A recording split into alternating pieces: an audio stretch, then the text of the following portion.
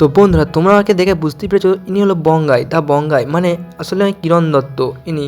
আর হ্যাঁ, আজকে এর ভিডিও নিয়ে কিছু কথা বলবো শর্ট ভিডিওর মধ্যে। আর হ্যাঁ, তোমার চ্যানেলের মধ্যে যাও সাবস্ক্রাইব করে দাও, না করে এই ভিডিওর মধ্যে আমার 100টা সাবস্ক্রাইবার আর ভাই 200টা লাইক চাই, আর 2টো শেয়ার করে দিও, ঠিক আছে?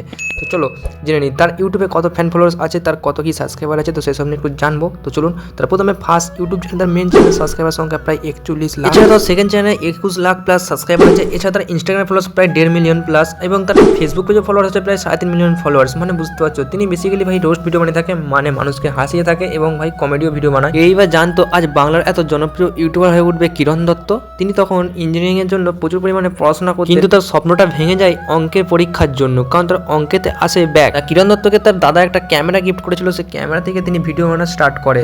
এই 25 বছরের পরের বয়সটা বড়ই অদ্ভুত। টাকা না কামাতে পারলে নিজের বাবা মাই মুখ ঘুরিয়ে নেয়, সময় না দিতে পারলে প্রেমিকা ছেড়ে যেতে সময়ের অপেক্ষা করে না।